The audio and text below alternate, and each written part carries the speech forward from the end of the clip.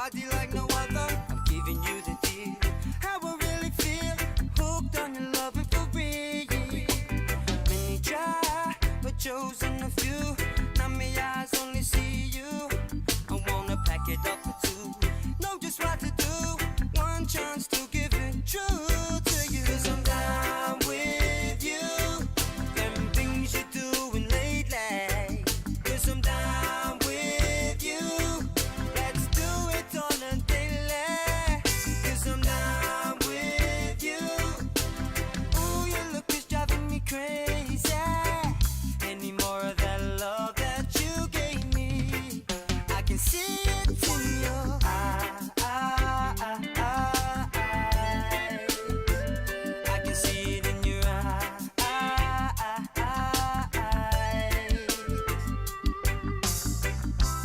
Hey there, I won't be late. Scoop you from your crib around 8.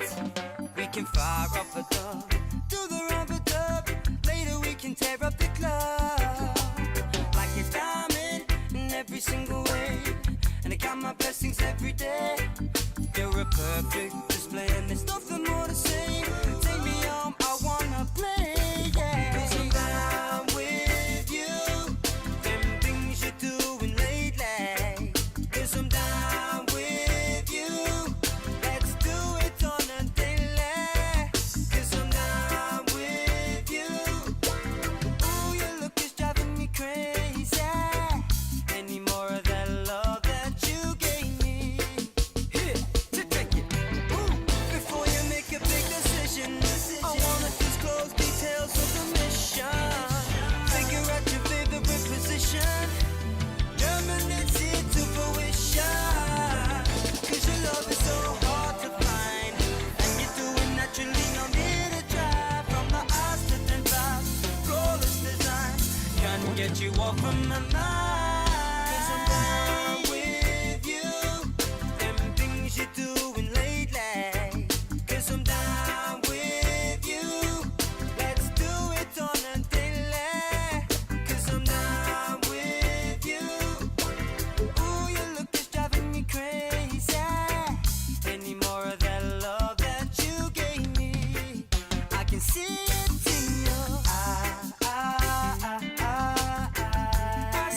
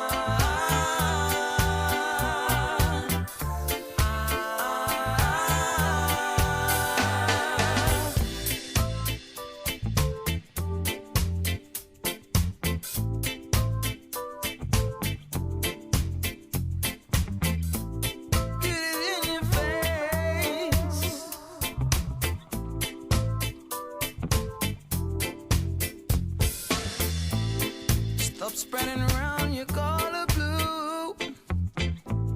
It's contagious and I'm sinking into. Just take a chance and follow me. A little faith in you will see that. Don't let no one steal your dancing shoes. Yeah, yeah. 'Cause those shoes will take away the blue. Hey, sister Flavor, let me see your ugly behavior. Just tell me one thing if it's true. Can you feel the groove?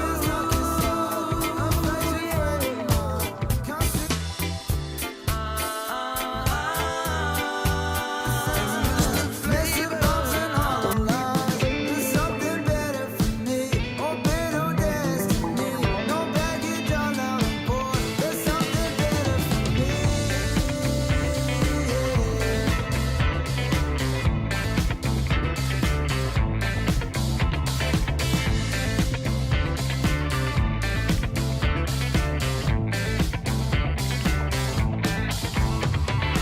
Let's fly to the stars. We're surfing on Mars. Let's fly to the stars. We're surfing on Mars.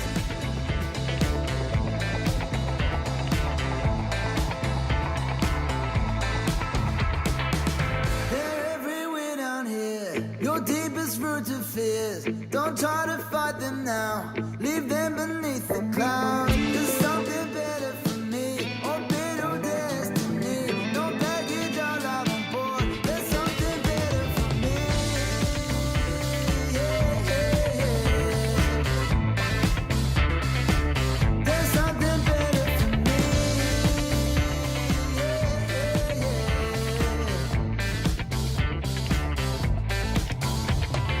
Let's fly to the stars. We're surfing on Mars.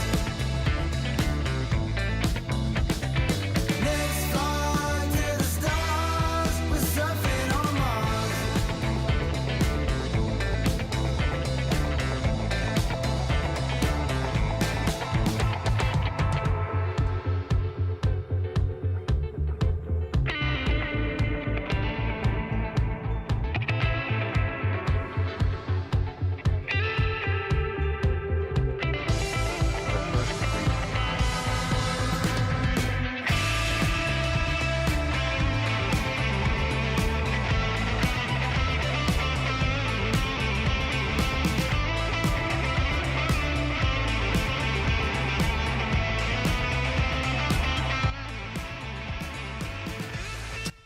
Hey, good morning. It's Jimmy. I'm up. And last night I got, if there was one book in the world that I could recommend to every single person to make their life better, this would be this one. The Four Agreements. I'm going to do the Four Agreements right here live now. So stand by.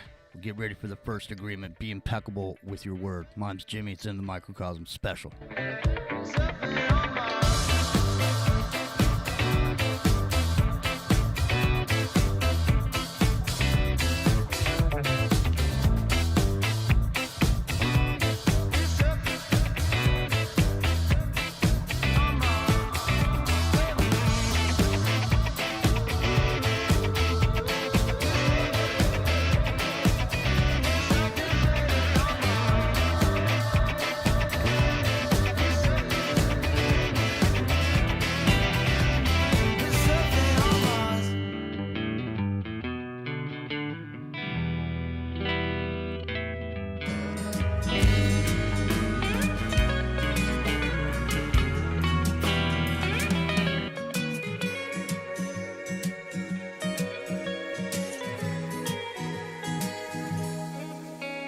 Oh, beauty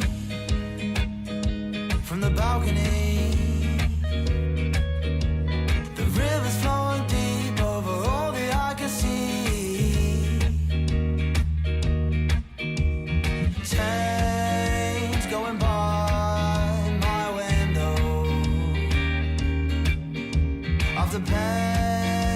comes a chance for the heart to grow.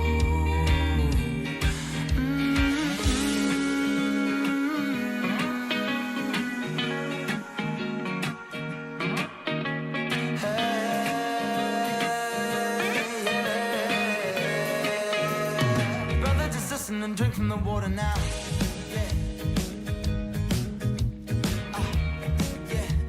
Sister, just listen and drink from the water now.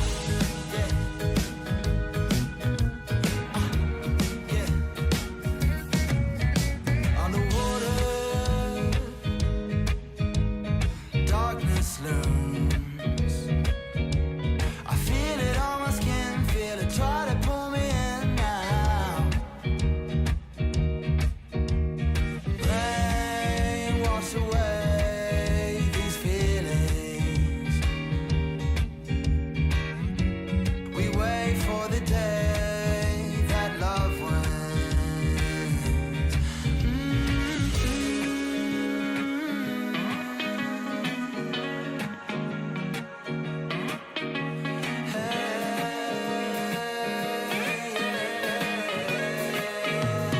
Brother, just listen and drink from the water now. Yeah.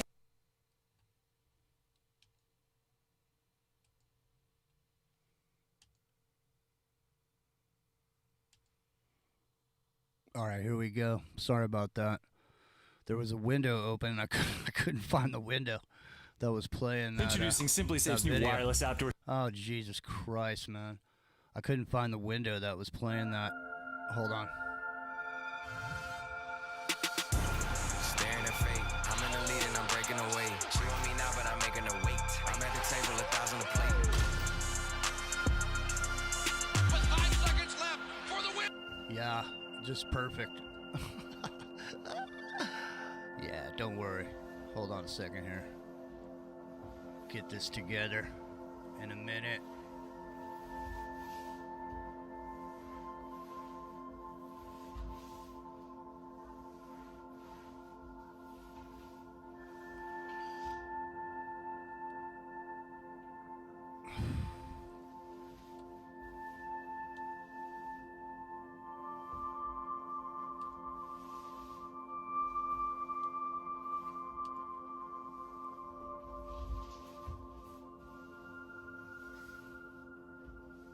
What a drag, man. It's fucking, I had everything all set up, too. It's too bad. Have to redo everything now. Stand by, man.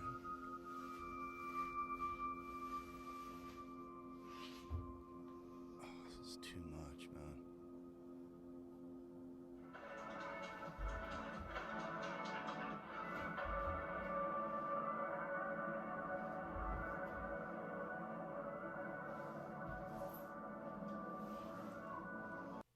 Alright, stand by. Here we go. Alright, be impeccable with your word. Yeah, man, be impeccable with your word is the key, man, to everything. Hang on.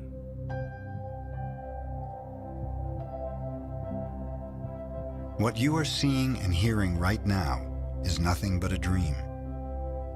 You're dreaming right now in this moment. You're dreaming with the brain awake. Before we were born, the humans before us created a big outside dream that we will call society's dream, or the dream of the planet.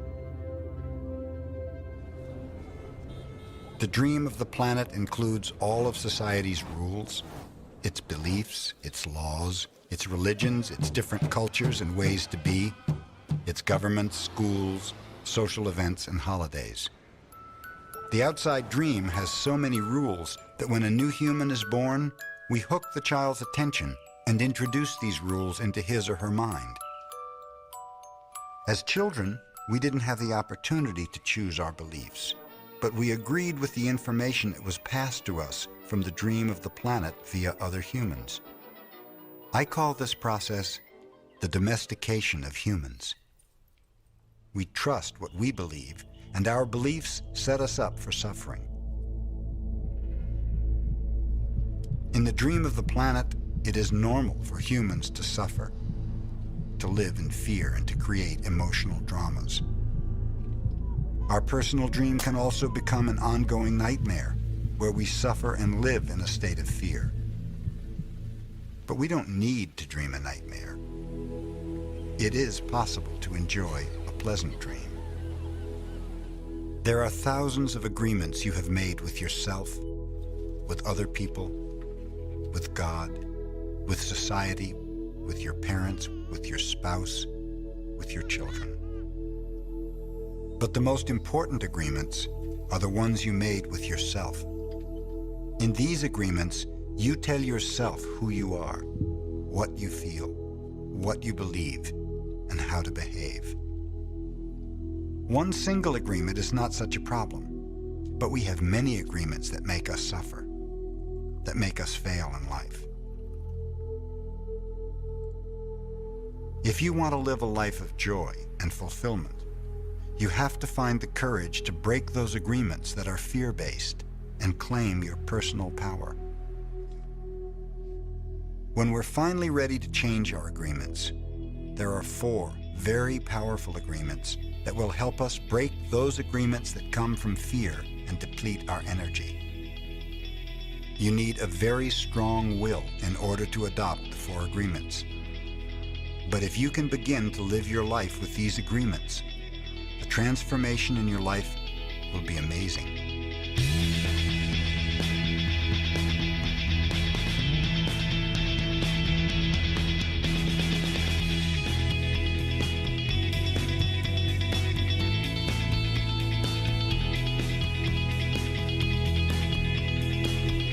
The first agreement is the most important one, and also the most difficult one to honor. It is so important that with just this first agreement, you will be able to transcend to the level of existence I call heaven on earth. The first agreement is to be impeccable with your word. It sounds very simple, but it is very, very powerful. Why your word? Your word is the power that you have to create. Your word is the gift that comes directly from God. The Gospel of John in the Bible, speaking of the creation of the universe, says, "In the beginning there was the Word, and the Word was with God, and the Word is God." Through the Word you express your creative power. It is through the Word that you manifest everything. Regardless of what language you speak, your intent manifests through the Word. What you dream, what you feel, and what you really are will all be manifested through the Word. The Word is not just a sound or a written symbol. The Word is a force. It is the power you have to express and communicate, to think, and thereby to create the events in your life. You can speak. What other animal on the planet can speak? The Word is the most powerful tool you have as a human. It is the tool of magic.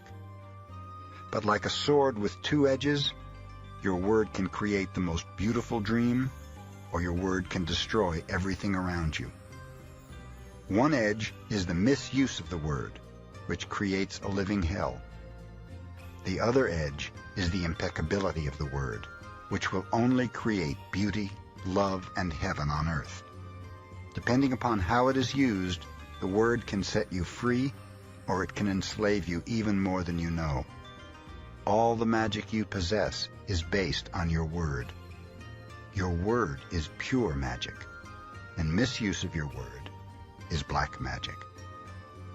The word is so powerful that one word can change a life or destroy the lives of millions of people.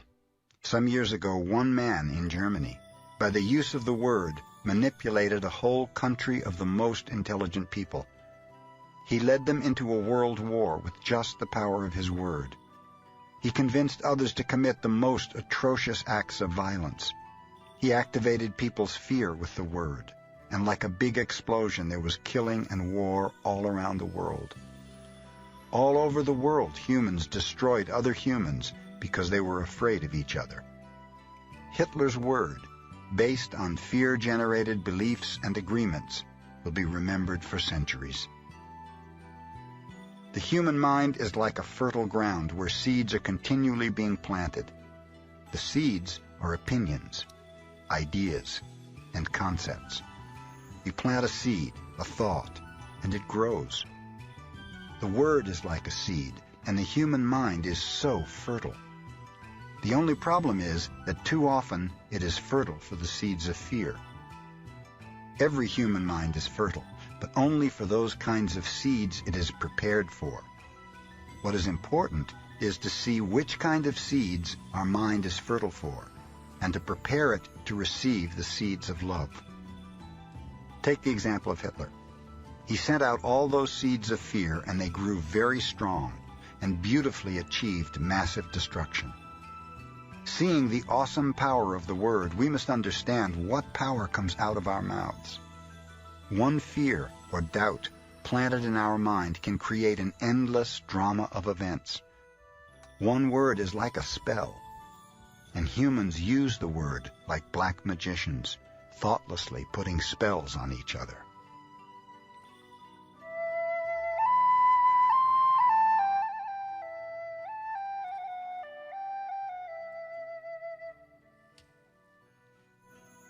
Every human is a magician, and we can either put a spell on someone with our word, or we can release someone from a spell.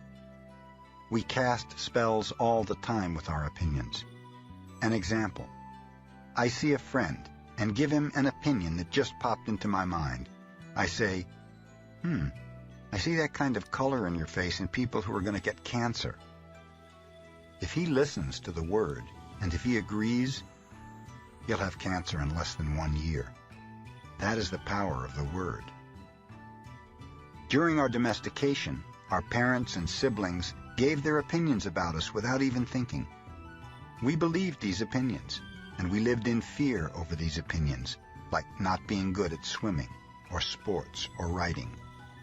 Someone gives an opinion and says, "Look, this girl is ugly." The girl listens, believes she is ugly, and grows up with the idea that she is ugly. It doesn't matter how beautiful she is.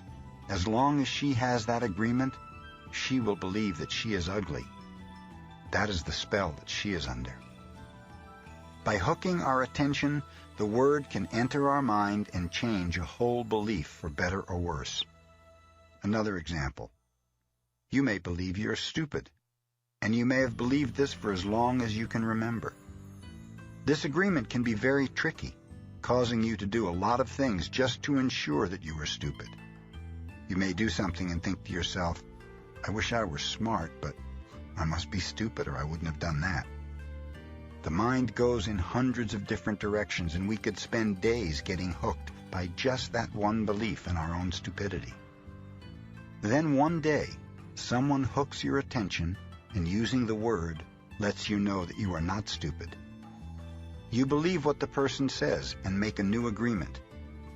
As a result, you no longer feel or act stupid. A whole spell is broken just by the power of the word. Conversely, if you believe you are stupid and someone hooks your attention and says, "Yes, you are really the most stupid person I have ever met," the agreement will be reinforced and become even stronger. Now let's see what the word impeccability means. Impeccable comes from the Latin peccatus, which means sin. The im in impeccable means without. So impeccable means without sin. Religions talk about sin and sinners, but let's understand what it really means to sin. A sin is anything you do that goes against yourself. Everything you feel or believe or say that goes against yourself is a sin. You go against yourself when you judge or blame yourself for anything. Being without sin is exactly the opposite. Being impeccable is not going against yourself. When you are impeccable, you take responsibility for your actions, but you do not judge or blame yourself. From this point of view, the whole concept of sin changes from something moral or religious to something common sense.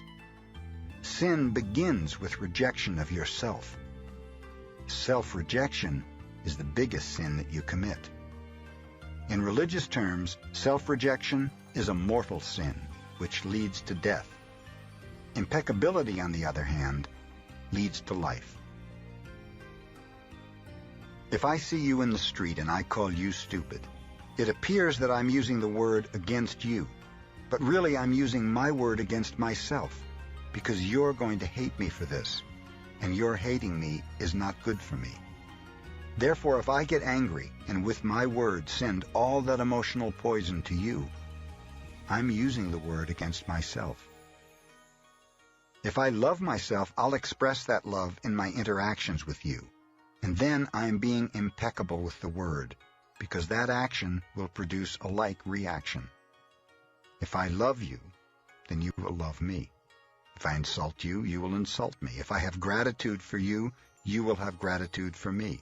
If I'm selfish with you, you'll be selfish with me. If I use the word to put a spell on you, you are going to put a spell on me. Being impeccable with your word is the correct use of your energy. It means to use your energy in the direction of truth and love for yourself. If you make an agreement with yourself to be impeccable with your word, just with that intention, the truth will manifest through you and clean all the emotional poison that exists within you. But making this agreement is difficult, because we have learned to do precisely the opposite. We have learned to lie as a habit of our communication with others, and more importantly, with ourselves. We are not impeccable with the word. The power of the word is completely misused in hell. We use the word to curse, to blame, to find guilt, to destroy. Of course, we also use it in the right way, but not too often. Mostly we use the word to spread our personal poison, to express anger, jealousy, envy, and hate. The word is pure magic, the most powerful gift we have as humans, and we use it against ourselves. We plan revenge. We create chaos with the word. We use the word to create hate between different races, between different people, between families, between nations. We misuse the word so often, and this misuse is how we create and perpetuate the dream of hell. Misuse of the word is how we pull each other down and keep each other in a state of fear and doubt, because the word is the magic that humans possess, and misuse of the word is black magic. We are using black magic all the time without knowing that our word is magic at all. There was a woman, for example, who was intelligent and had a very good heart. She had a daughter whom she adored and loved very much. One night she came home from a very bad day at work, tired, full of emotional tension, and with a terrible headache. She wanted peace and quiet, but her daughter was singing and jumping happily. The daughter was unaware of how her mother was feeling. She was in her own world, in her own dream. She felt so wonderful, and she was jumping and singing louder and louder, expressing her joy and her love. She was singing so loud that it made her mother's headache even worse, and at a certain moment the mother lost control. Angrily, she looked at her beautiful little girl and said, "Shut up, you have an ugly voice. Can you just shut up?"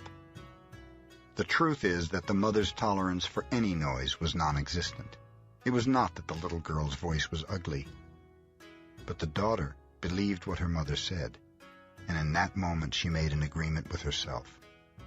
After that, she no longer sang, because she believed her voice was ugly and would bother anyone who heard it. She became shy at school, and if she was asked to sing, she refused. Even speaking to others became difficult for her. Everything changed in the little girl because of this new agreement. She believed she must repress her emotions in order to be accepted and loved. Whenever we hear an opinion and believe it, we make an agreement, and it becomes part of our belief system. This little girl grew up, and even though she had a beautiful voice, she never sang again. She developed a whole complex from one spell. The spell was cast upon her by the one who loved her the most, her own mother. Her mother didn't notice what she did with her word. She didn't notice that she used black magic and put a spell on her daughter. She didn't know the power of her word, and therefore she isn't to blame. She did what her own mother, father, and others had done to her in many ways. They misused the word. How many times do we do this with our own children? We give them these types of opinions, and our children carry that black magic for years and years.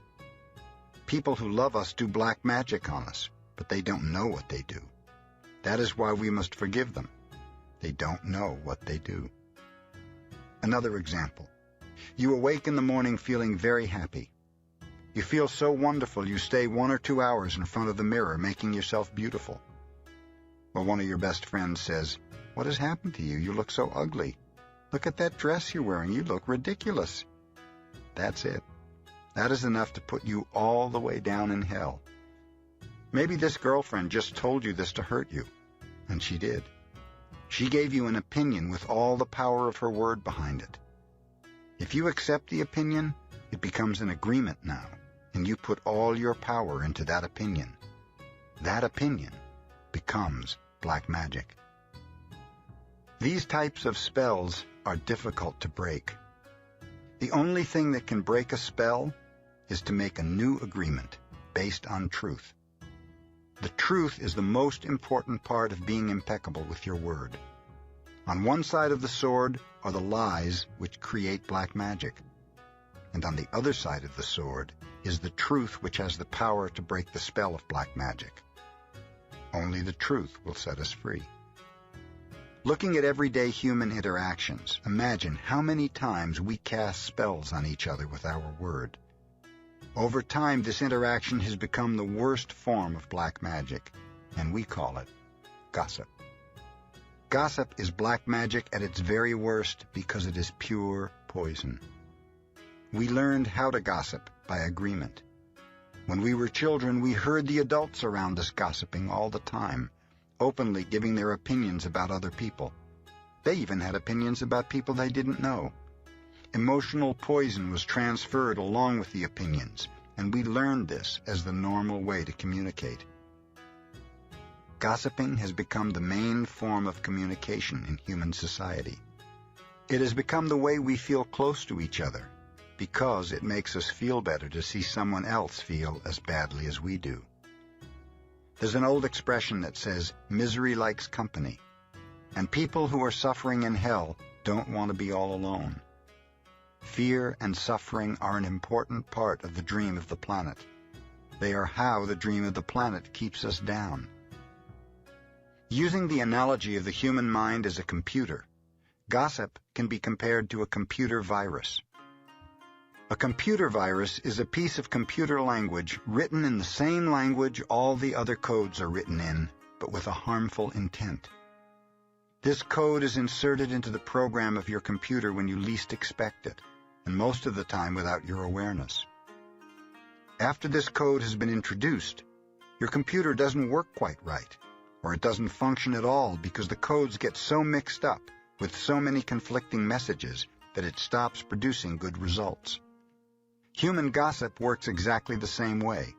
For example, you're beginning a new class with a new teacher, and you've looked forward to it for a long time.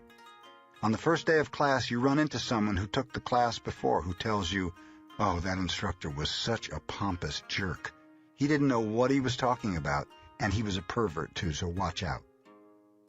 You are immediately imprinted with the word and the emotional code the person had when saying this. But what you're not aware of is his or her motivation in telling you. This person could be angry for failing the class, or simply making an assumption based on fears and prejudices. But because you have learned to ingest information like a child, some part of you believes the gossip, and you go on to the class. As the teacher speaks, you feel the poison come up inside you, and you don't realize you see the teacher through the eyes of the person who gave you that gossip.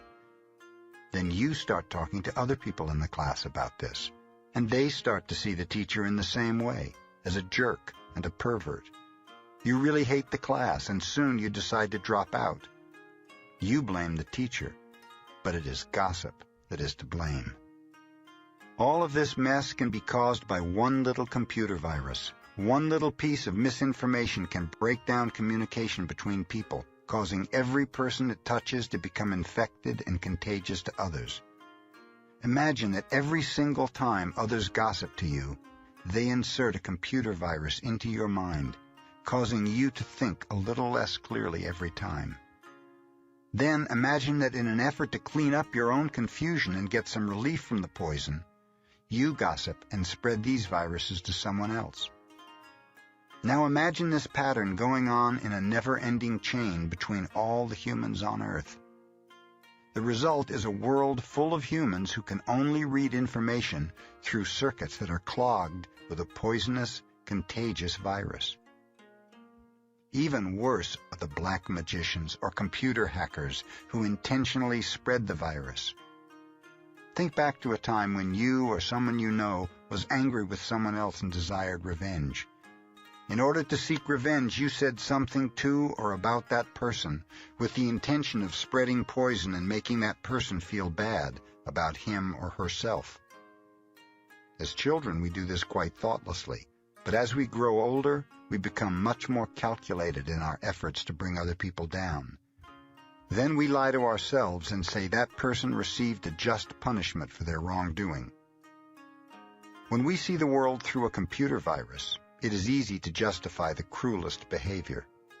What we don't see is that misuse of our word is putting us deeper into hell.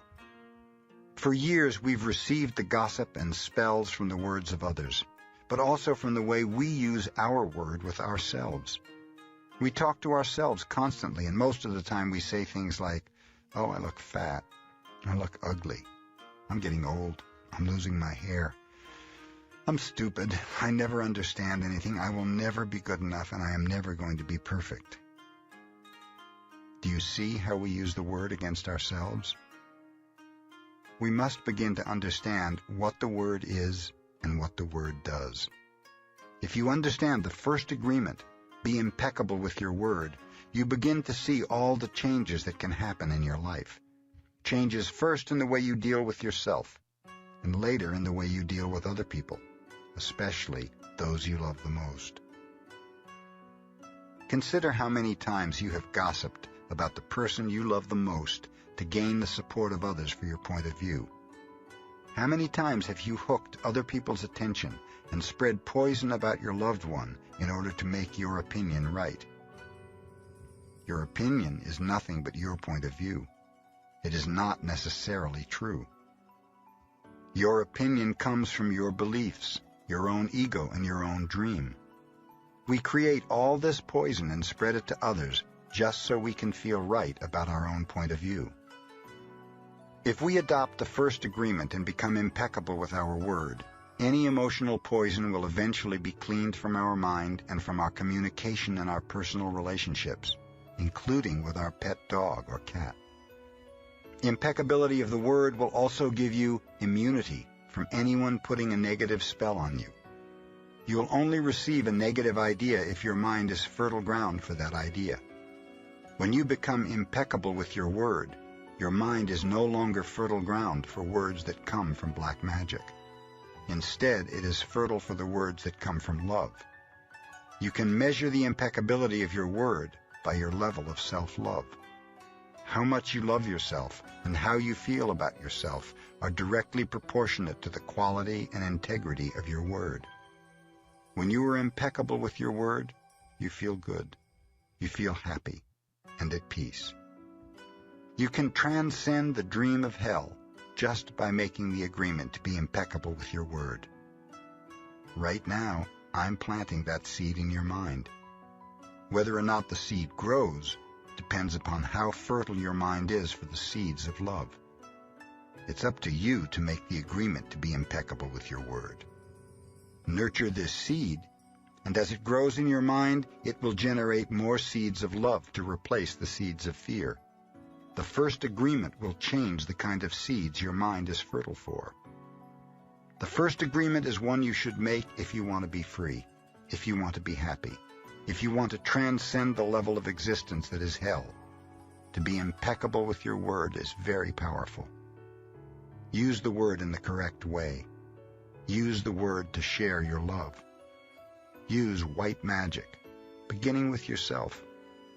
Tell yourself how wonderful you are, how great you are. Tell yourself how much you love yourself.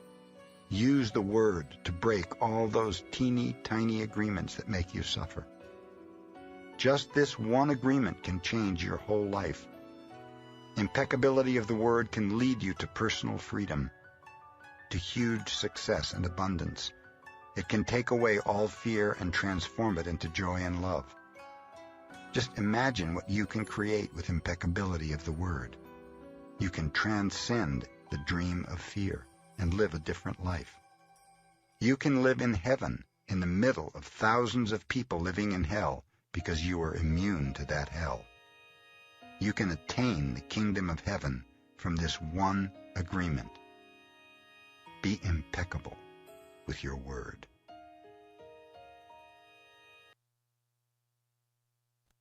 There you go. Be impeccable with your word. So, hey, what I'm doing is I'm gonna do this today, right now, and we're gonna do all 4 of these, and just the 4 agreements. This book, if I was on my deathbed and I was recommending a book to somebody, this would be the one, because it changes lives, literally. There's a lot to what this dude is saying.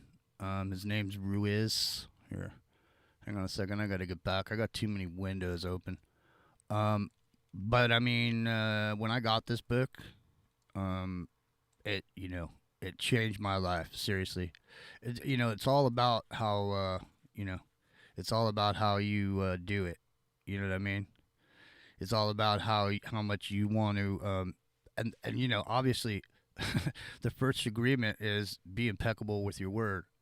So if you hear the first agreement and you say, "Yeah, man, I'm gonna be impeccable with my word," and then you say you're gonna get into the 4 agreements and make it a part of your life, then you plant that seed by just saying that you want to get into it and then do it.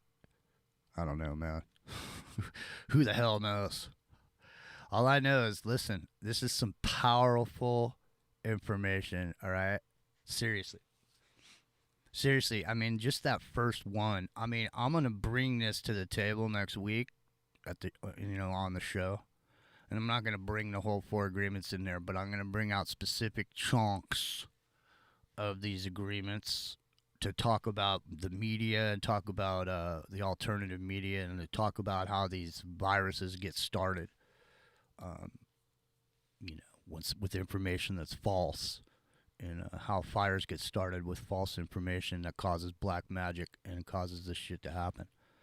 But in the meantime, let's just I'm reacquainting myself with the 4 agreements, because like I was saying the other night, it's like I go back and read these books that I read a long time ago, and my perspectives change, so the whole thing means something completely different. It's like a 3D, it comes into focus, It's like a lot of these books, I mean, I wish it was interesting enough on the show to do a thing talking about, certain books, and maybe I will. It's just, I don't know what to do anymore, because it's, the situation's tense around the world, man, and I really just don't want to talk about that shit anymore,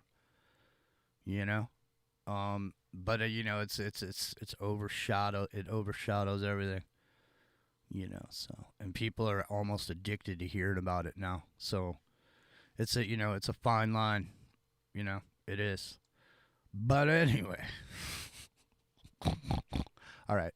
So listen, I'll play a little of this, and then we'll get into the second agreement, which is just as important as the first, and maybe even more important, and one of the hardest of the agreements, man. This is hard, really hard. All right, so the second agreement: don't take anything personally, man.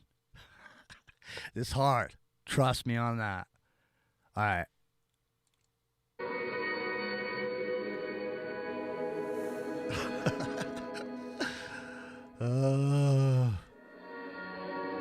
It's hard, man. All right.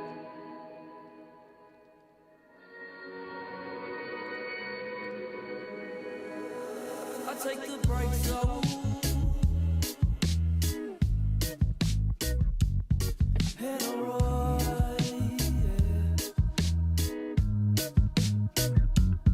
Whatever takes us, yeah, oh, yeah. To get high. I chase the devil, yeah, yeah, yeah. Into the sky, yeah. 'Cause he's the one who taught me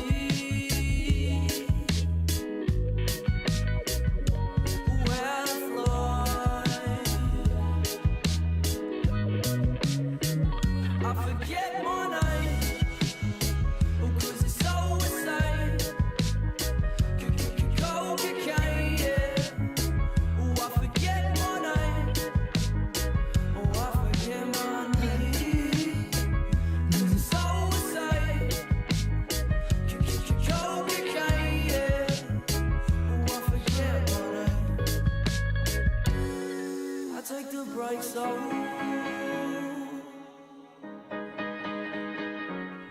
And I ride.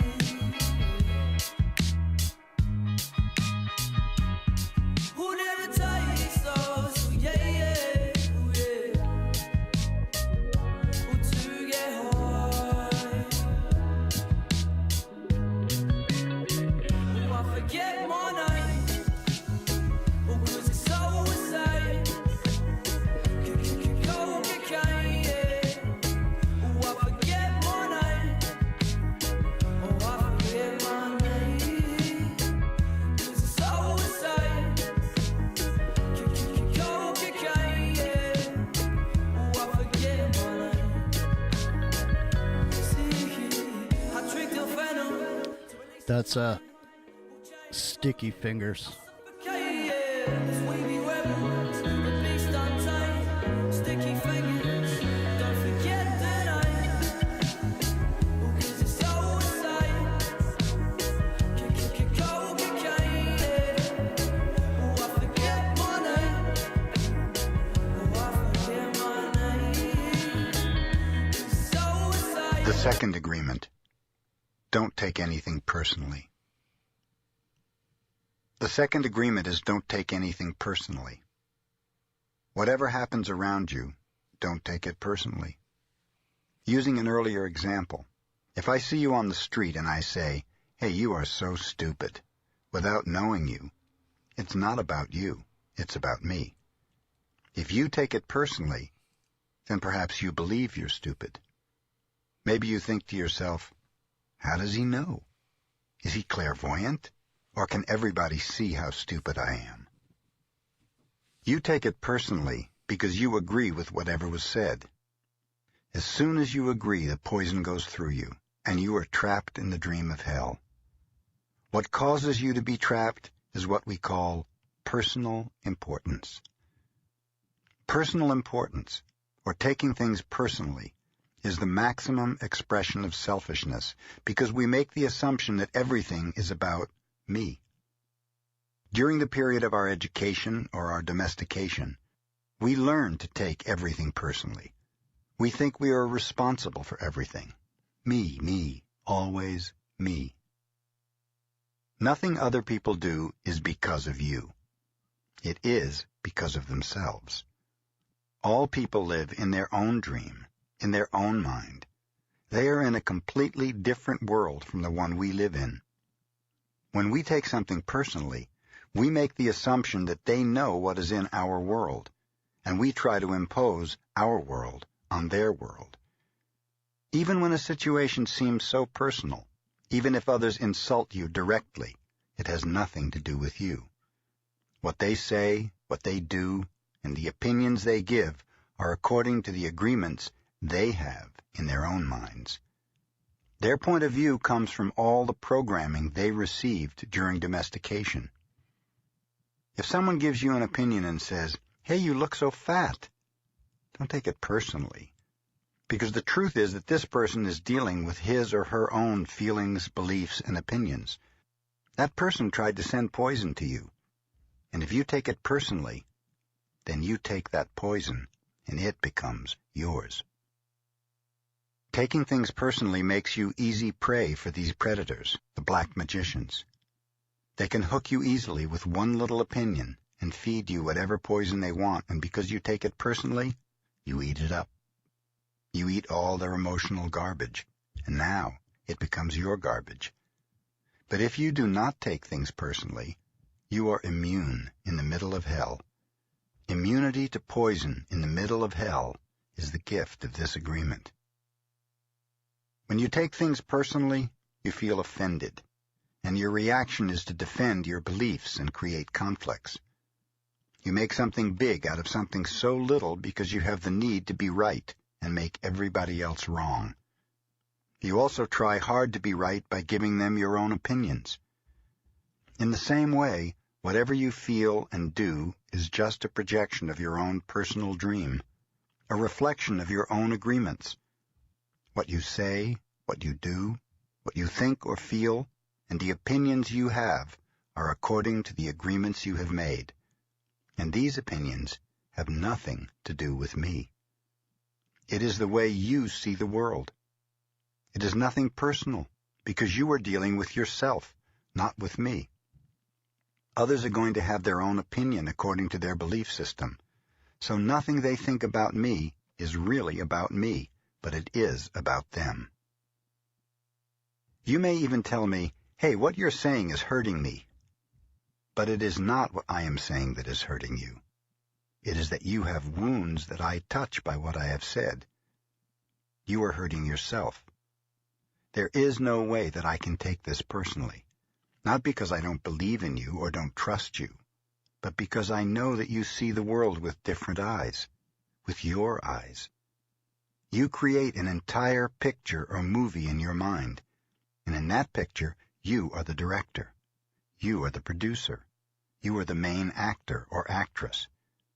Everyone else is a secondary actor or actress. It is your movie. The way you see that movie is according to the agreements you have made with life. Your point of view is something personal to you. It is no one's truth but yours. Then if you get mad at me, I know you are dealing with yourself. I am the excuse for you to get mad. And you get mad because you are afraid. Because you are dealing with fear. If you're not afraid, there is no way you will get mad at me or hate me. If you're not afraid, there's no way you'll be jealous or sad. If you live without fear, if you love, there is no place for any of those emotions. If you don't feel any of those emotions, it is logical that you will feel good. When you feel good, everything around you is good. When everything around you is great, everything makes you happy.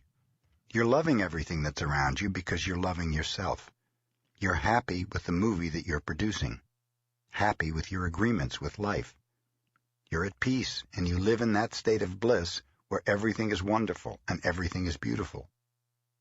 In that state of bliss, you are making love all the time with everything that you perceive. Whatever people do, feel, think, or say, don't take it personally. If they tell you how wonderful you are, they're not saying that because of you. You know you're wonderful. It is not necessary to believe other people who tell you that you're wonderful. Don't take anything personally. Even if someone got a gun and shot you in the head, it was nothing personal. Even at that extreme. Even the opinions you have about yourself are not necessarily true. Therefore, you don't need to take whatever you hear in your own mind personally. The mind has the ability to talk to itself, but it also has the ability to hear information that is available from other realms. Sometimes you hear a voice in your mind and you may wonder where it came from. The mind lives in more than one dimension. There may be times when you have ideas that don't originate in your mind, but you're perceiving them with your mind. You have the right to believe or not believe these voices, and the right not to take what they say personally.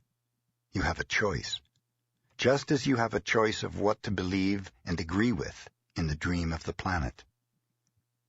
The mind can also talk and listen to itself. Part of the mind is speaking and the other part is listening. It is a big problem when so many parts of your mind are all speaking at the same time.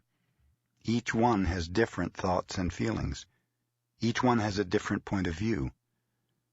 The programming in the mind, all of those agreements we have made, are not necessarily compatible with each other. Every agreement is like a separate living being with its own personality.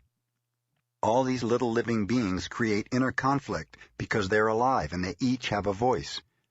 There are conflicting agreements that go against other agreements, and on until it becomes a big war in the mind. The mitote is the reason humans hardly know what they want, how they want it, or when they want it.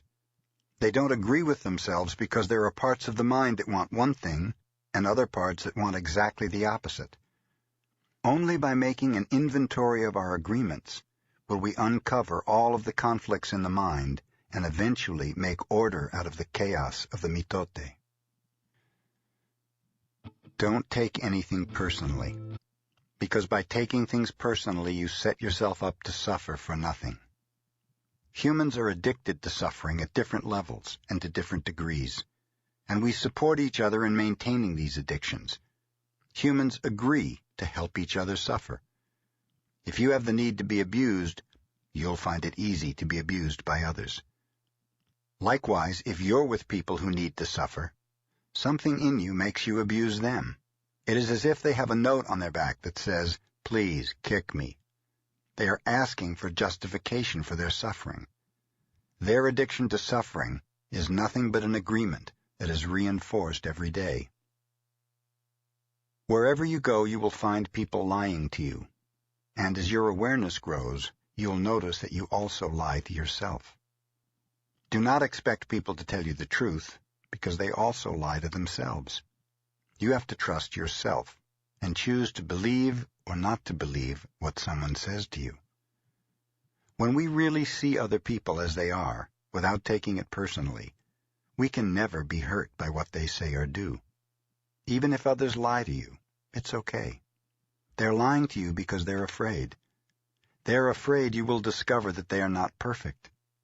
It is painful to take off that social mask. If others say one thing but do another, you're lying to yourself if you don't listen to their actions. But if you're truthful with yourself, you'll see emotional pain. Telling yourself the truth about it may hurt, but you don't need to be attached to the pain. If someone is not treating you with love and respect, it is a gift if they walk away from you.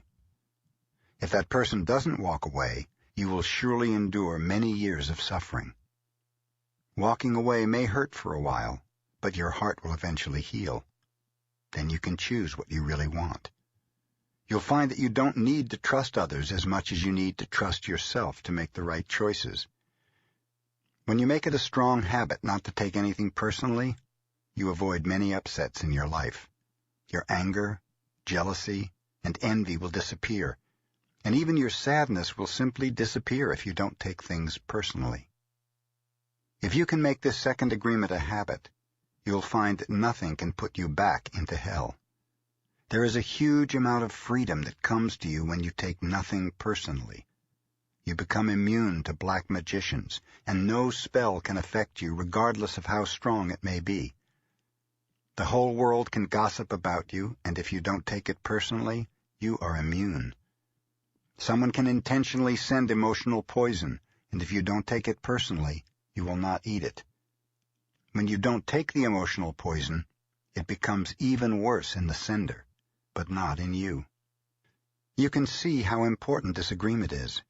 Taking nothing personally helps you to break many habits and routines that trap you in the dream of hell and cause needless suffering. Just by practicing this second agreement, you begin to break dozens of teeny tiny agreements that cause you to suffer. And if you practice the first two agreements, you will break 75% of the teeny tiny agreements that keep you trapped in hell. Write this agreement on paper and put it on your refrigerator to remind you all the time. Don't take anything personally. As you make a habit of not taking anything personally, you won't need to place your trust in what others do or say. You will only need to trust yourself to make responsible choices. You are never responsible for the actions of others. You are only responsible for you.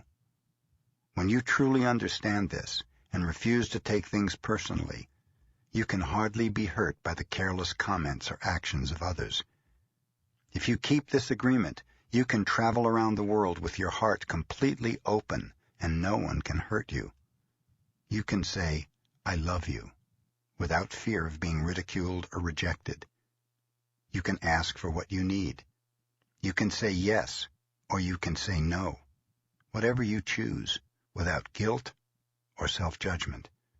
You can choose to follow your heart always. Then you can be in the middle of hell and still experience inner peace and happiness.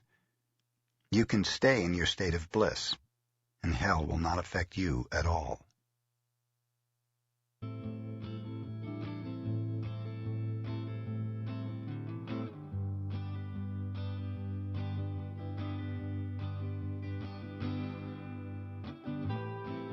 I've been thinking for days, trying to come up with ways to talk to you.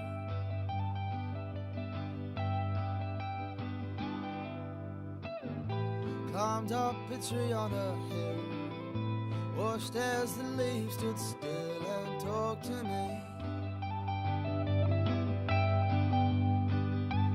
Little did I know, a circle swimming fishy, well, he'll never fly, but he don't mind.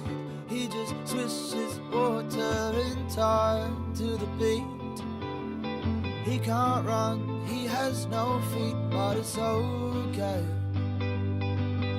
The sun will come up anyway.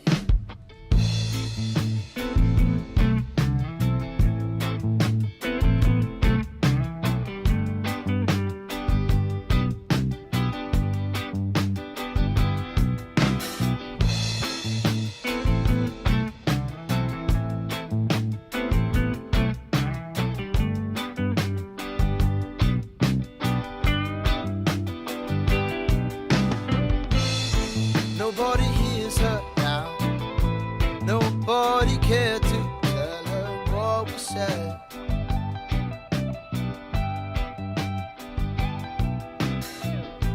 I wear my glasses round, hot from the small town sounds I never cared. Little did I know, the circle swimming fishy, but she'll never cry, but she don't mind. She just dances round in her own time. Feel the beat. It won't rain if the clouds don't sleep, but it's okay. The sun will come up anyway. Hey.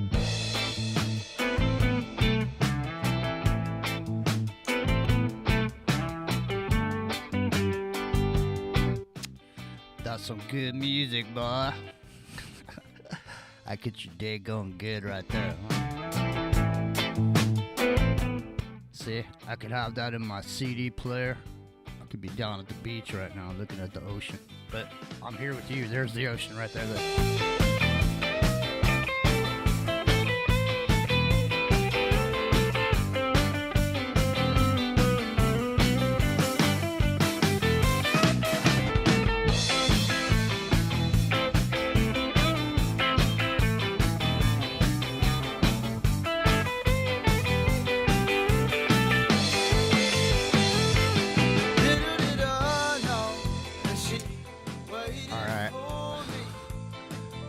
Be here all day playing music. Here we go. Here's the third agreement. The third agreement. Don't make assumptions. The third agreement is don't make assumptions. We have the tendency to make assumptions about everything. The problem with making assumptions is that we believe they are the truth. We could swear they're real. We make assumptions about what others are doing or thinking. We take it personally. Then we blame them and react by sending emotional poison with our word. That is why, whenever we make assumptions, we're asking for problems. We make an assumption, we misunderstand, we take it personally, and we end up creating a whole big drama for nothing. All the sadness and drama you have lived in your life was rooted in making assumptions and taking things personally. Take a moment to consider the truth of this statement. The whole world of control between humans is about making assumptions and taking things personally. Our whole dream of hell is based on that. We create a lot of emotional poison just by making assumptions and taking it personally, because usually we start gossiping about our assumptions. Remember, gossiping is the way we communicate to each other in the dream of hell and transfer poison to one another. Because we are afraid to ask for clarification, we make assumptions and believe we are right about the assumptions. Then we defend our assumptions and try to make someone else wrong. It is always better to ask questions than to make an assumption, because assumptions set us up for suffering. The big mitote in the human mind creates a lot of chaos, which causes us to misinterpret everything. We only see what we want to see and hear what we want to hear. We don't perceive things the way they are. We have the habit of dreaming with no basis in reality.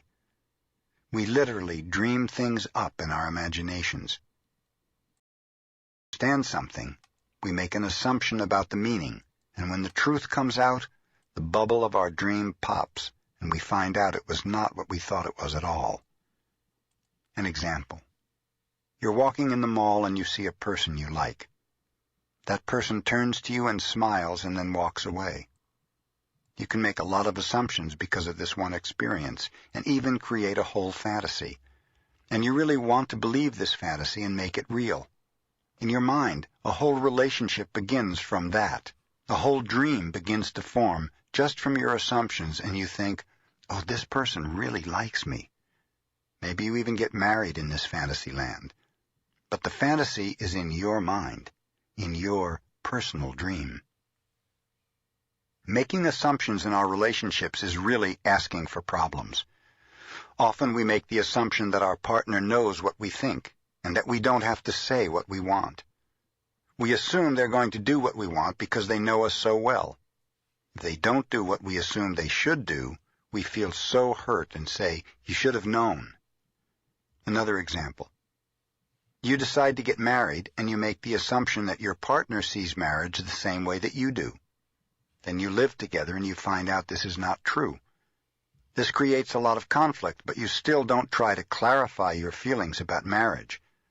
The husband comes home from work and the wife is mad, and the husband doesn't know why.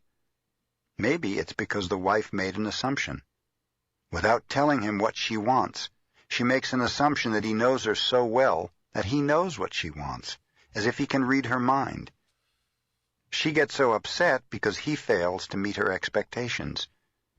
Making assumptions in relationships leads to a lot of difficulties, a lot of misunderstandings with people we supposedly love.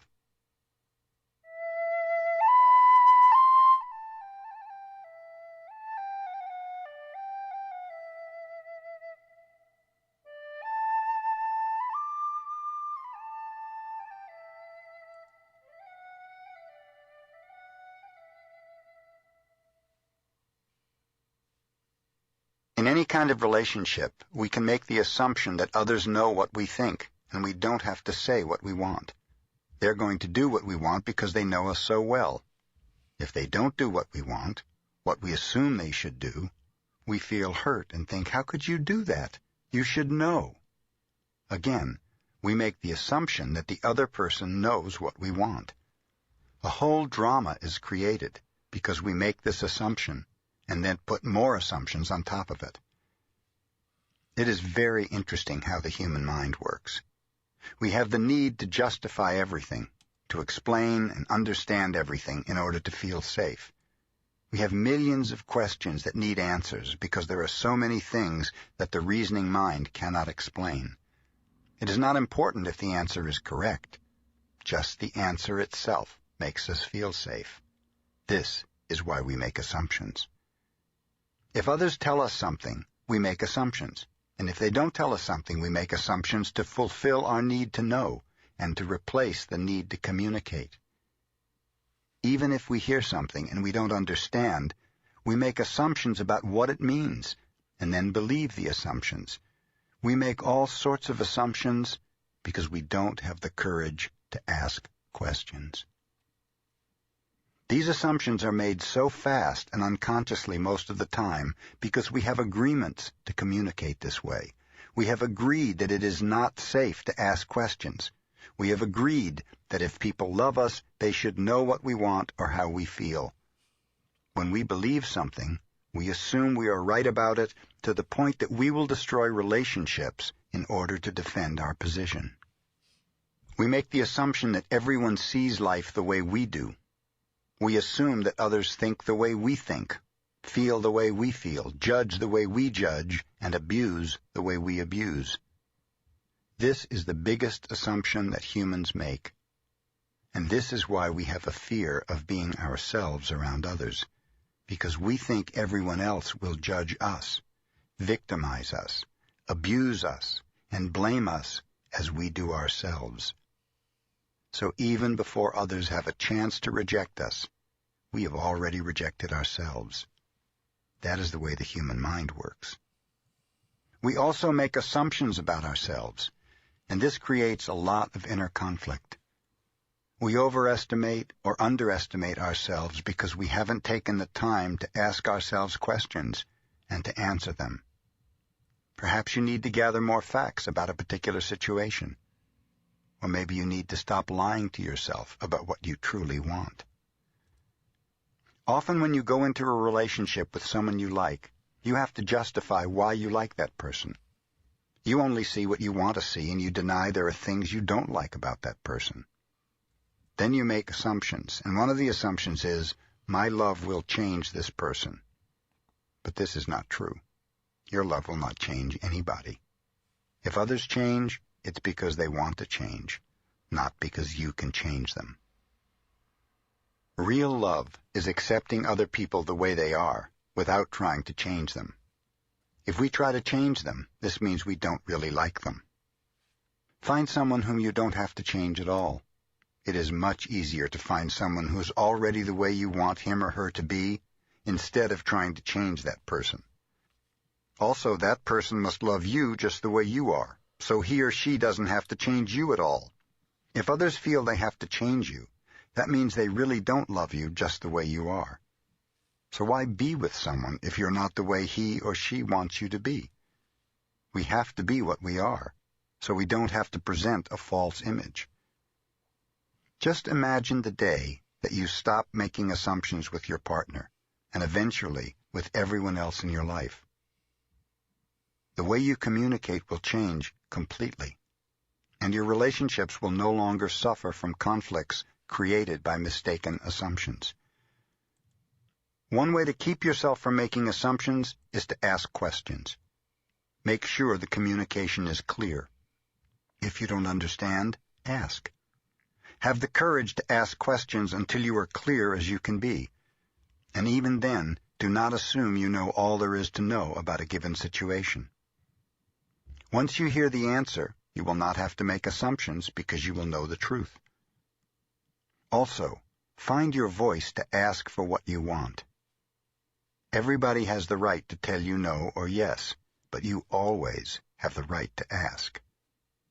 Likewise, everybody has the right to ask you, and you have the right to say yes or no. If you don't understand something, it is better for you to ask and be clear instead of making an assumption. The day you stop making assumptions, you will communicate cleanly and clearly, free of emotional poison. Without making assumptions, your word becomes impeccable. With clear communication, all of your relationships will change, not only with your partner, but with everyone else. You won't need to make assumptions because everything will become clear. This is what I want. This is what you want. If we communicate in this way, our word becomes impeccable. If all humans could communicate with impeccability of the word, there would be no wars, no violence, no misunderstandings. All human problems would be resolved if we could just have good, clear communication. This, then, is the third agreement. Don't make assumptions. Just saying this sounds easy, but it is difficult to do. It is difficult because we so often do exactly the opposite. We have all these habits and routines that we are not even aware of. Becoming aware of these habits and understanding the importance of this agreement is the first step. But understanding its importance is not enough. Information or an idea is merely the seed in your mind. What will really make the difference is action. Taking the action over and over again strengthens your will, nurtures the seed, and establishes a solid foundation for the new habit to grow. After many repetitions, these new agreements will become second nature, and you will see how the magic of your word transforms you from a black magician into a white magician. A white magician uses the word for creation, giving, sharing, and loving. By making this one agreement a habit, your whole life will be completely transformed. When you transform your whole dream, magic just happens in your life. What you need comes to you easily, because spirit moves freely through you. This is the mastery of intent, the mastery of love and gratitude, and the mastery of life. This is the goal of the Toltec. This is the path to personal freedom. There it is, man. Agreement number 3. See, that, man, I'll tell you, that is so important. Because, like, someone could observe you doing something. They think it means something. They make it mean something. They make an assumption, and then they act as though it's true, and they treat you in a certain way. So, so listen, as far as PayPal is concerned, it goes to an email address. When I get my receipts, it goes to an email address that I have on my Apple account. And Apple wants me to pay money for more storage. So they're holding my email back until I agree to them pay for the storage, which I just haven't. I mean, at this point, it's just I'm being obstinate about it because I don't need more storage. Okay, I never asked them to store anything in the first place. When I save pictures and stuff, I'm assuming I'm saving them to my own machine, to my own storage on my own device. So, but all of a sudden I found out that no, I wasn't saving them to, in other words, all the space is available on my device, but it's up in the cloud. All my shit is in the cloud. I didn't say put it in the cloud. I didn't say, hey, here I am. Hey, here's my shit. Put it in the cloud. I don't want to keep it on my own machine. When I loaded I had like literally hundreds of CDs. Okay, I loaded them all into my iTunes. And these are CDs that I bought. I loaded them into my iTunes. I go out to a job site and I got my things all charged up, man. I'm ready to do what I'm there to do. Got my music there. I pull my iPad out. I go to my thing. I can't play any of my music. You know why? Because I need the internet connection to do it. And why do I need an internet connection to play my music? Oh, I see. Because they put it up in the cloud. Huh. Kind of sucked, man. Because I was there to do a job for like 12 hours of sitting in front of these computers, and I wanted to listen to some stuff, So, yeah, anyways, I don't get I don't see how easy it is for me to just get triggered and launch into a 20-minute diatribe about some shit. No, so that I don't get the emails. The only way I know is when I go there and see. So the thing is, if you tell me, you don't have to say anything but that, I should check then I'll look at the ATM and I'll know. Other than that, I won't know. So if you sent something and I didn't thank you, it's because I didn't know you sent it. I just went there and there was something in there. So I'm thanking you in case you sent something that I didn't know. And thanks, Marty. I appreciate it very much. Yeah, because I'm waiting for these checks from the advertisers and stuff. So, things are, a bit tight, eh? But it's all good. I'll tell you one thing, though. I'm noticing it looks like it costs the average person who has to go to work every day, just go to work, back and forth to work, just back and forth to work. It looks like it costs about $20 or $25 or $30 a day for a person. Figure that, I mean, it's, that's a lot of money, gas and food and stuff, for people to go to work, just to get to work, to make the money. You know what I mean? It's expensive, man. So, it's a trip. I mean, I went and I don't want to get into this. We'll talk about it on the show or something. All right, listen. Here, let me throw some sorbet on that conversation here. All right, the 4 agreements. Now we're coming up on number 4. So it's not even noon. I feel like a new person already. I'm just saying, man. I know a lot of people who read that book, but I'm reminding myself about it, and then because of that, I'm sharing it with you too. So even if you read it before, it don't matter. You're where you are now. It means a whole lot, and a commitment, to it will change your life. I swear to God. But it puts you in a position too. Because the problem here. Let me stop this for a second. So I'm back into what we were talking about. The problem with this. The biggest problem with this is this. It takes balls or it takes guts to ask a question.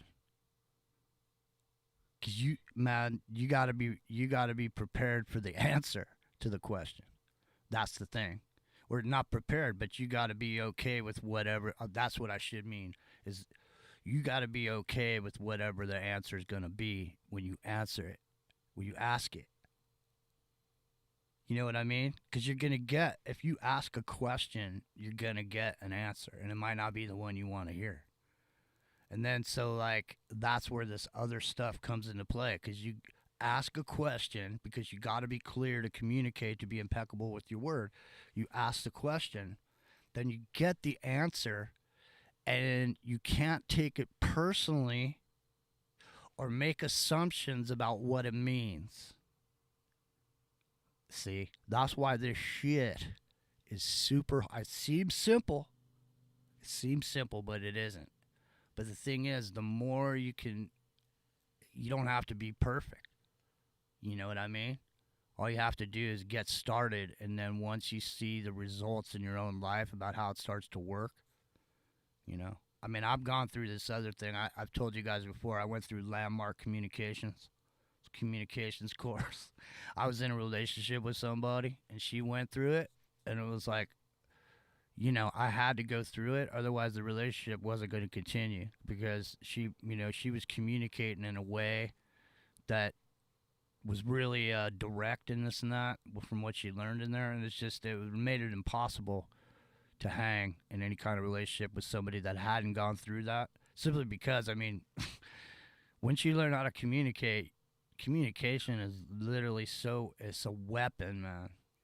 Seriously is. And the thing is once you learn about it, you go to that Landmark Communication course, you learn about yourself. Once you learn about yourself, you can see the same shit in other people that you used to be all caught up in. You can see it in other people, and it's like when you call people on the shit that you could see because now you're aware of it, it goes right to the bone, man. It cuts people right to the quick, because it's just like it's just direct. I mean, people mistake being direct for being an asshole, or it's there's all these, everything happens when you start to communicate. It's rough, man. Seriously, it's rough. So the thing is a lot of it, I just have to digest and not say anything. But a lot of times I notice that a lot of the things that happen is like, it's like people blame you and for how they feel about something. You know what I mean? It's like, you making me sad, or you're making me angry. You did this to make me angry, or you know what I mean? It's like, hey man, if I had power over you, why wouldn't I use it to make you feel good? I mean, why would you assume that if I have that much power over you to make you feel a certain way, that I can just say shit to you and make you feel a certain way? If I had that much power over you, why would I use my power for the evil of it? Why wouldn't I use my power for the good? I don't say shit to people to make them feel bad and shit like that. You know what I mean? Because it's poison. It's just like you were saying. It's black magic, man. You know what I mean? I'm not a discourager, man. I'm an encourager. I don't care what it is, man. If it's something you want to do and you believe in it for yourself, then I encourage you to do it. I don't say, well, what about this? Well, don't think about that, dude. Well, hey, that's the thing is, like, people don't want to think about the shit. They don't want to think about what's real. You want to start a business, man. You just get caught up in like he was saying, you build this whole fantasy about it in your mind that has absolutely nothing to do and no basis in reality. And the minute you got to find out the truth of the matter, which is, well, if I want to start this business, let me go out there and see what the competition's going to be like or whatever.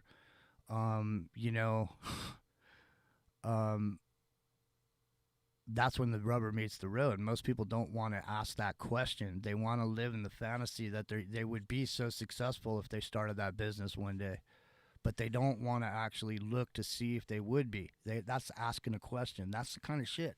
I know it seems simple. It's just 4 stupid things, but I'm telling you, man, if you can integrate this into your life, it will cause enlightenment. And I don't mean illumination. I mean, it removes the baggage off of yourself. You could live in a world that's a good, happy world. You don't have to exist in hell being fed emotional poison from people who just want to fucking suck your energy out, Excuse the F-bomb, but I get a little riled up with this shit. Okay. So here, the last and final 4th agreement. And I had something else for you too. Where was it? Where did it go? All right. So I'm gonna play this, and then the final agreement, and we'll be done, I think, by noon. Hey, Lavender Moon, what's happening? All right, hold on. Here we go. Ready? All right, here we go. This is a really good song. It's bands out in New Zealand. Here we go. Somewhere. Oh, here we go. The song's called Someone to Be Around.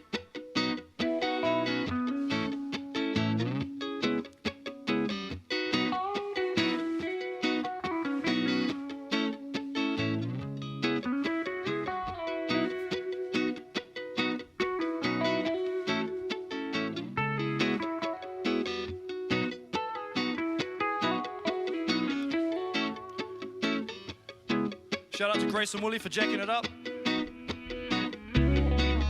Happy birthday, Dad.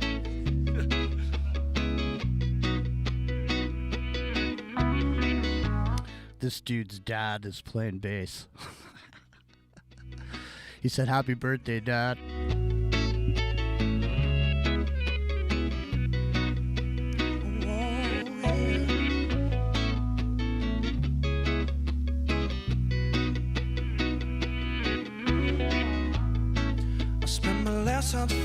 I got nothing to show for a while now. But if you throw me a rope, I might be able to cope with it down and out. Wish I could float the waters up to my throat, but the cost of my friends, they are drowning out. Last time we spoke, I said I needed you most. I just need someone to be around. Oh, someone to be around.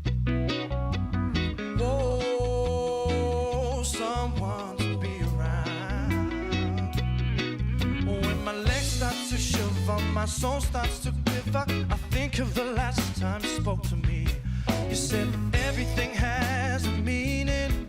Oh, everything happens for a reason. But when someone's alone, the words are next wrong, and I just long for someone to be around. Oh, whoa, yeah, someone to be around. Oh, whoa, yes, for someone to be around. Oh, whoa, yeah, for someone to be around.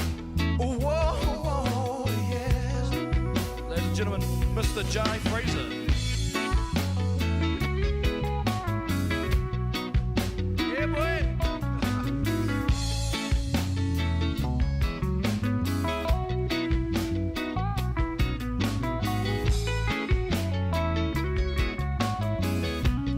Oh, yeah. Ooh. You see, my head is all clouded from thinking about it. I'm trying to find my peace of mind, but there's no way around it, and you just compound it by saying that I'm just a waste of time. Maybe I know it, but choose not to show it. I hope I'm able to work it out. For now I will struggle with all of my troubles, and I need someone to be around. Oh, someone to be around.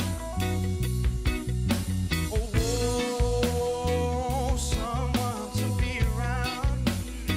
Yeah. Oh, someone to be around. Oh, someone to be around. Oh, someone to be around.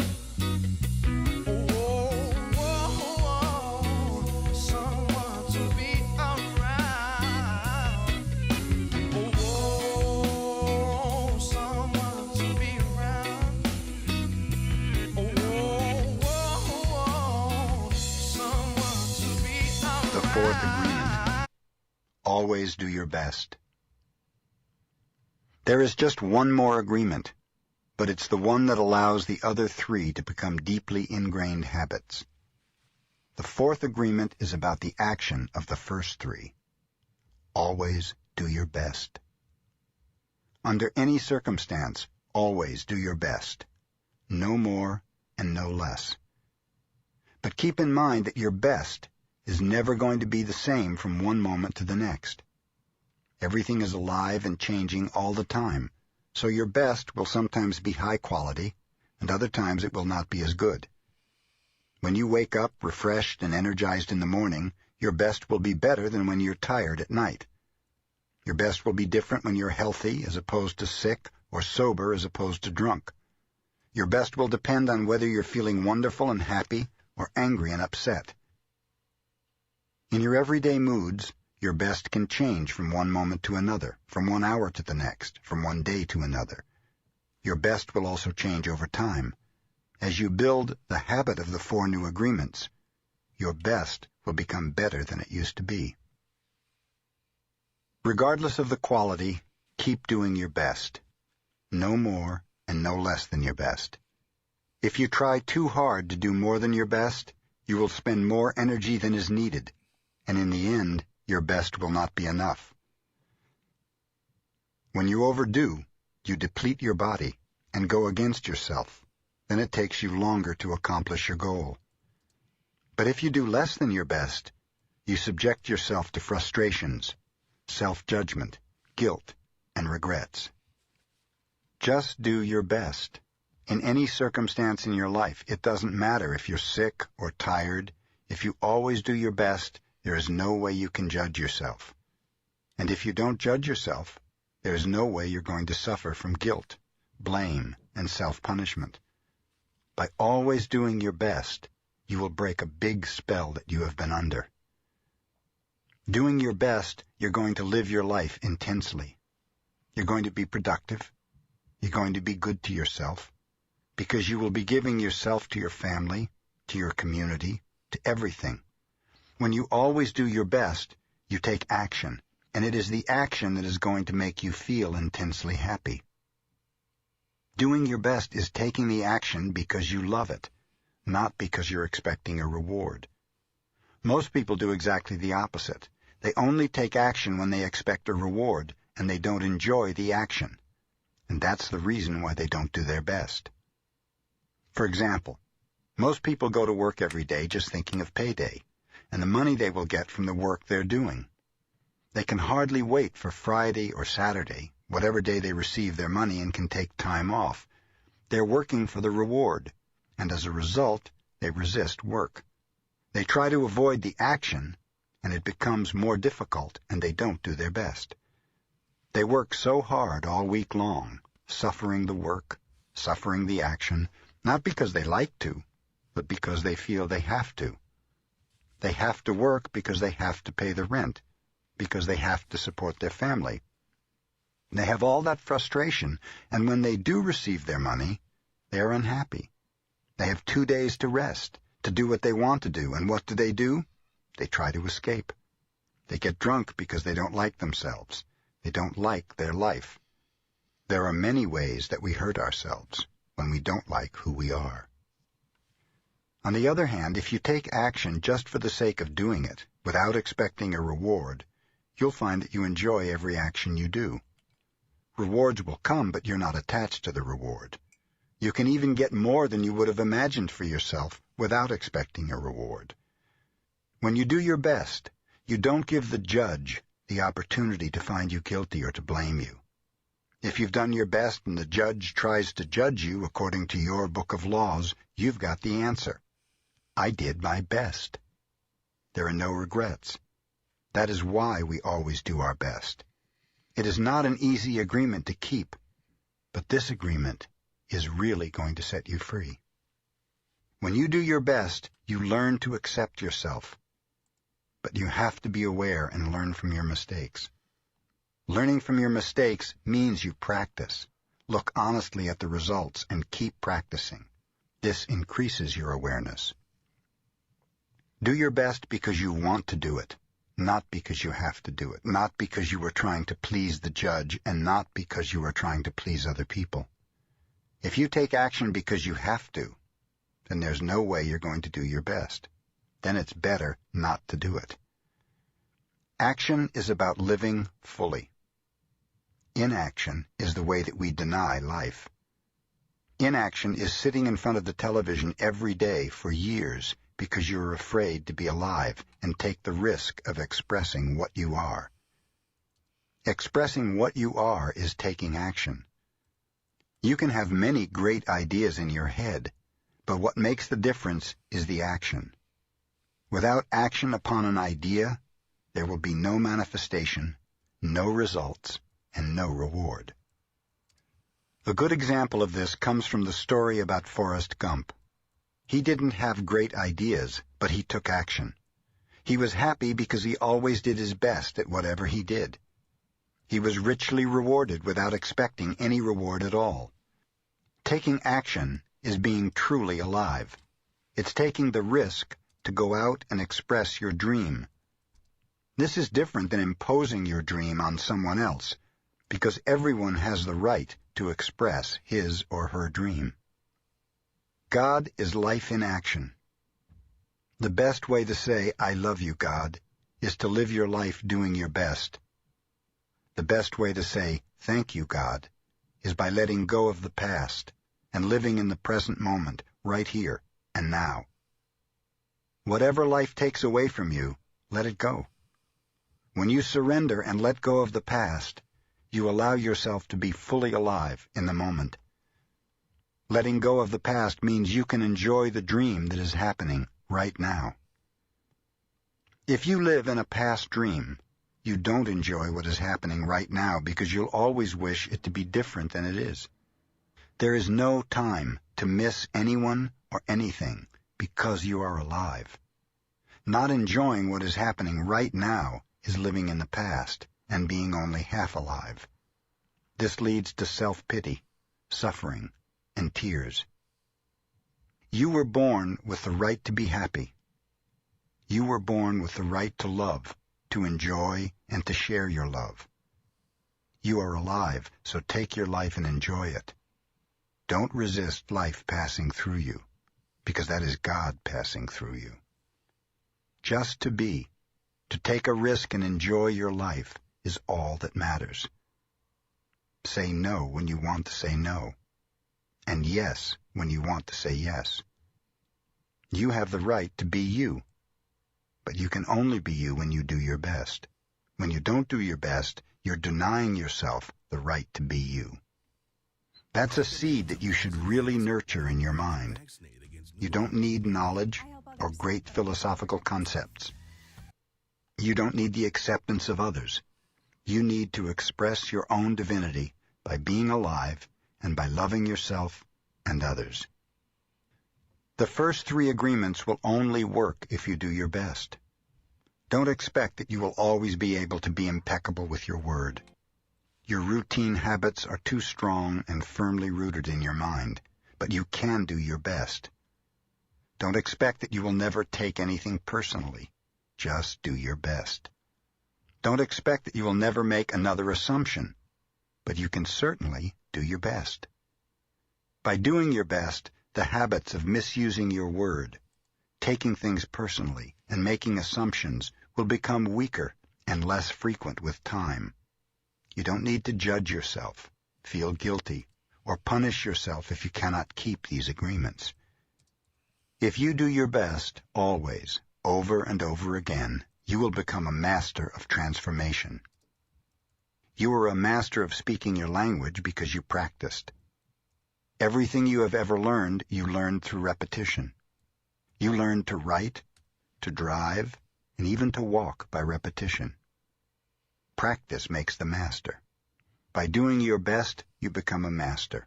Action is what makes the difference. If you do your best in the search for personal freedom, in the search for self-love, you will discover that it's just a matter of time before you find what you're looking for. It's not about daydreaming or sitting for hours dreaming in meditation. You have to stand up and be a human. You have to honor the man or woman that you are. Respect your body, enjoy your body, love your body, feed, clean, and heal your body. Exercise and do what makes your body feel good. Your own body is a manifestation of God, and if you honor your body, everything will change for you. When you practice giving love to every part of your body, you plant seeds of love in your mind, and when they grow, you will love, honor, and respect your body immensely. Every action then becomes a ritual in which you are honoring God. After that, the next step is honoring God with every thought, every emotion, every belief. Every thought becomes a communion with God, and you will live a dream without judgments, victimization, and free of the need to gossip and abuse yourself. The 4 agreements are a summary of the mastery of transformation, one of the masteries of the Toltec. When you honor these 4 agreements together, there is no way that you will live in hell. If you are impeccable with your word, if you don't take anything personally, if you don't make assumptions, if you always do your best, then you are going to have a beautiful life. The dream of the planet will be transformed into your personal dream of heaven. The knowledge is there. It's just waiting for you to use it. The 4 agreements are there. You just need to adopt these agreements and respect their meaning and power. Just do your best to honor these agreements. They are so simple and logical that even a child can understand them. But you must have a very strong will, to keep these agreements. Why? Because wherever we go, we find that our path is full of obstacles. Everyone tries to sabotage our commitment to these new agreements, and everything around us is a setup for us to break them. The problem is all the other agreements that are a part of the dream of the planet. They are alive, and they are very strong. That's why you need to be a great hunter. a great warrior who can defend these 4 agreements with your life. Your happiness, your freedom, your entire way of living depends on it. The warrior's goal is to transcend this world, to escape from this hell and never come back. As the Toltecs teach us, the reward is to transcend the human experience of suffering, to become the embodiment of God. That is the reward. We really need to use every bit of power we have to succeed in keeping these agreements. So if you fall, do not judge. Do not give your judge the satisfaction of turning you into a victim. No, be tough with yourself. Stand up and make the agreement again. Okay, I broke my agreement to be impeccable with my word. I will start all over again, and just for today I will be impeccable with my word. Do not be concerned about the future. Keep your attention on today and stay in the present moment. You can do it if you live just one day at a time. If you break an agreement, begin again tomorrow and again the next day. It will be difficult at first, but each day will become easier and easier until one day you will discover that you are ruling your life with these 4 agreements, and you will be surprised at the way your life has been transformed. Always do your best to keep these agreements, and soon it will be easy for you. Today is the beginning of a new dream.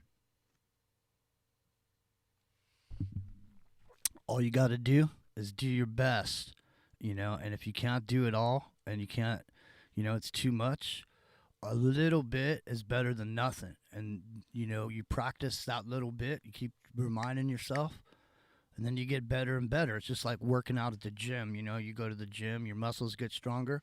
Well, as you do this a little bit at a time, you'll get stronger as a person. You'll see the results in your life, and you'll be motivated to continue on with, direct communication in your life. I mean, it takes a commitment. You do have to, but you will become calm and easy with yourself because, like I say, if you're not taking it personally, somebody else's opinion of you is none of your business, man. You know what I mean? And if they want to give it to you, don't take it personally. It's coming from their fear. When they look at you, you're a reflection of what it is about themselves that they don't like. It's not you. You know what I mean? If I had the power to make you feel something, believe me, I would try to make you feel as good as possible, to try to make you feel as successful as I could, so that you will propel you to do something great, instead of, everybody feels like they got to play the devil's advocate or warn you of the pitfalls or whatever. Don't buy into it, man. Just do your thing one day at a time. Seriously. I mean, I know it's an AA thing, but it doesn't matter. If you don't have a drinking problem, it doesn't matter because it is one day at a time. But, man, I don't know if I'm going to be here tomorrow, I know I was here yesterday, but as far as tomorrow goes, I don't know. But I know right now I'm here. And so at least before, at least this is here now. So you can have this forever. See, I'm going to be here on the internet forever and ever, as long as there's an internet. So there it is. So I try to apply these principles in my life, but they're also like when I was in Alcoholics Anonymous and I was working the 12 steps of Alcoholics Anonymous. I got to a point where I was working those 12 steps of Alcoholics Anonymous or whatever all the time. I didn't think about them anymore because I had made that a part of my life, or the way that I was coming at stuff. That's where I was coming from. You see what I mean? But, I don't talk about a bunch of this stuff on the air. I probably should. I probably should, but, it doesn't really fit in with the rest of what we do. It's a little bit off. Maybe I should do something different. Maybe I should put something together where I'm doing something completely different. Just like the Wake and Bake show we're doing. We're not talking about any conspiracies. We're just talking about music, regular people. We're not trying to find anything wrong. We're just trying to enjoy what's there, So, I don't know. Well, we'll see what happens. I don't know. But I'm glad you were here. I got a bunch of stuff to do, chores. And it's 12 o'clock noon over here on the West Coast, so I still got a nice day ahead of me. And it's a really sunny and nice day today. So I'm going to take advantage of that, and I just wanted to get this down on tape. So there it is, the 4 agreements. Hopefully you get yourself a copy.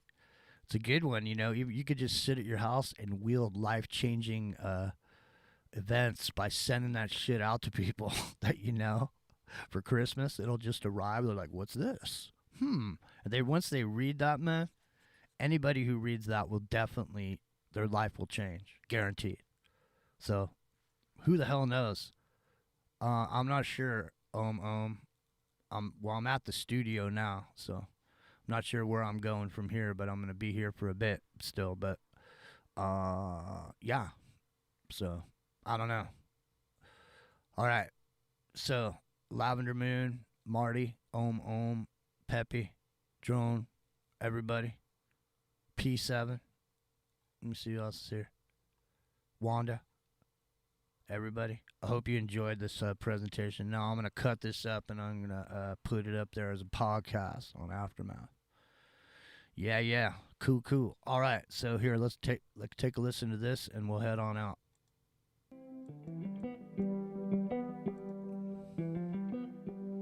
Have a great day.